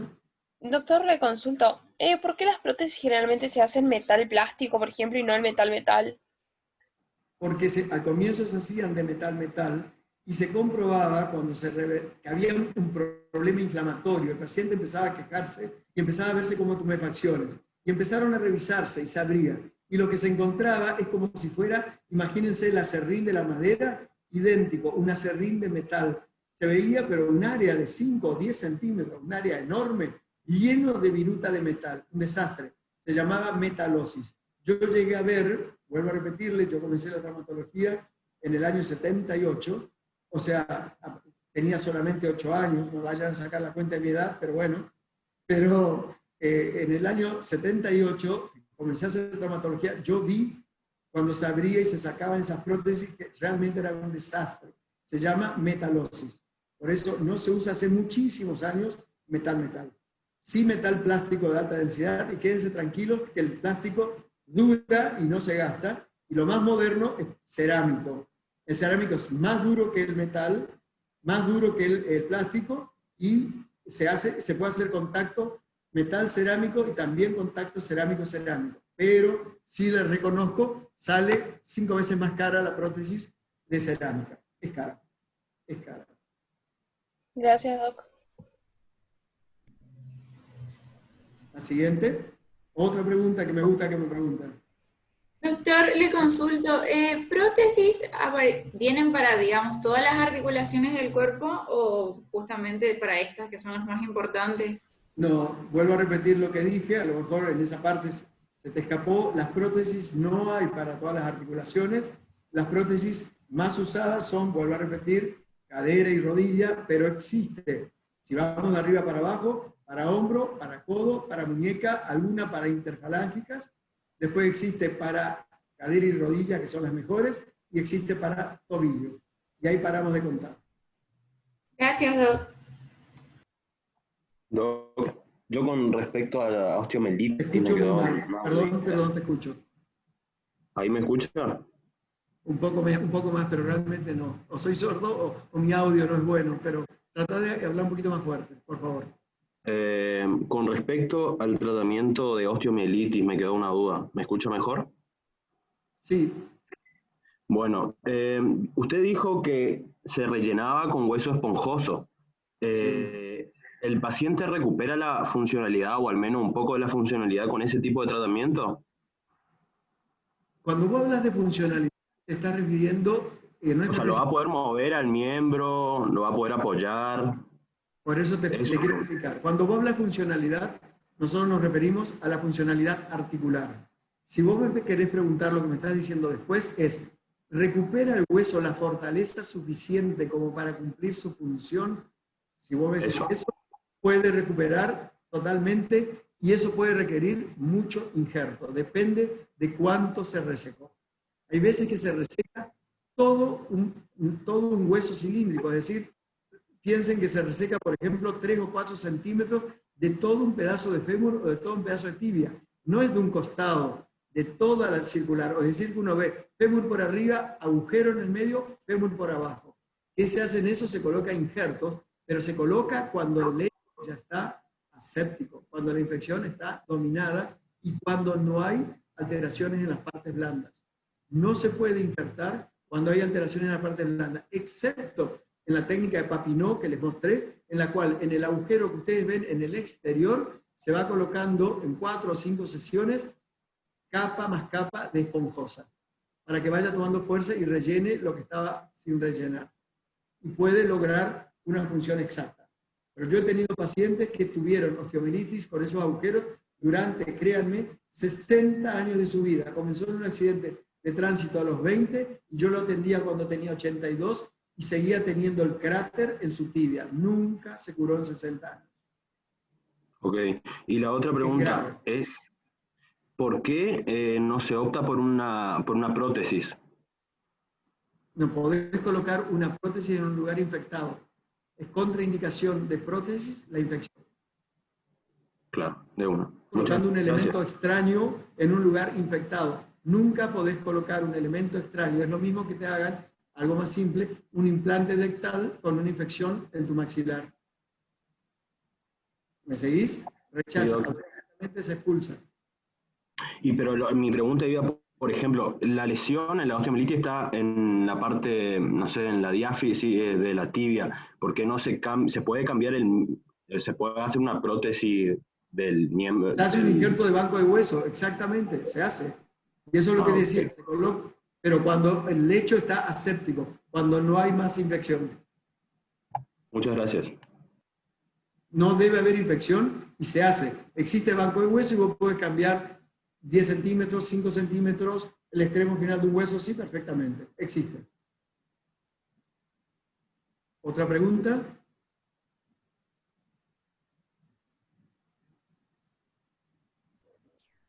Bueno, nos quedaron 4 minutos, estamos en horario, hagan una pausa y se conectarían con sus jefes de trabajos prácticos. ¿Querés comentar algo, Diego, me parece, no? ¿O no? Sí, por las dudas, hay una pregunta en el chat, no sé si alcanzó a verla. La de la clasificación de All Black sí se utiliza para todo tipo de articulación. Sí la vi. Bien.